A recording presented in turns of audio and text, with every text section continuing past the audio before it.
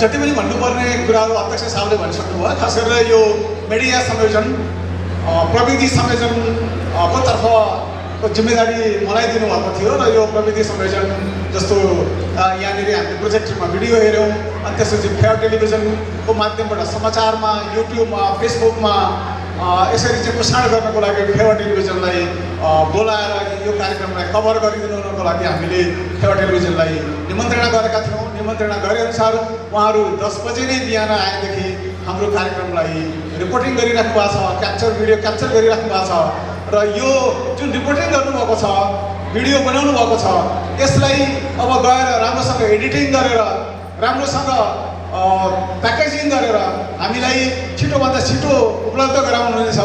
यो युट्युबमा फेसबुकमा सबै हामीले पाउनेछौँ र समाचारमा पनि हाम्रो यो प्रसारणलाई समावेश गर्नुहुनेछ भन्ने पूर्ण अपेक्षा राखेको छु।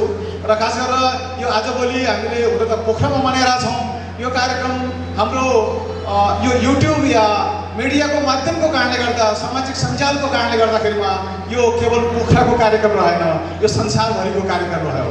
संसारभरि नै छरिएर रहेका हाम्रा सेक्रेटेरिएट जिआरका भुपू, संसारभरि नै रहेका हाम्रा सेक्रेटेरिएट जिआर भुपूका नाता सम्बन्धी कुटुम्ब साथीभाइहरू र सेक्रेटेरिएट जिआरलाई चिन्ने नचिन्ने सम्पूर्णले यो कार्यक्रमहरू हेर्नुहुन्छ। त्यसैले हाम्रो सेक्रेटेरिएट जिआर भुपू सैनिक परिवार पोखरा क्षेत्र ले यसरी मनाएका थियौँ र मनायौँ र सम्पूर्ण संसारवासी सेक्रेटेरिएट जिआर भुपू सैनिकलाई चिन्नुहुने सम्पूर्णलाई हाम्रो 191औं राइजिङ डेको उपलक्ष्यमा सबैलाई शुभकामना र आउँदो वर्ष 2083 को पनि शुभकामना।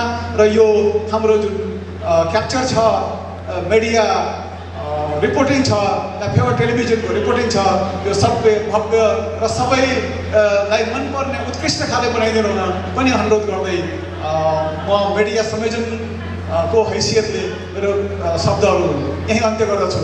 धन्यवाद।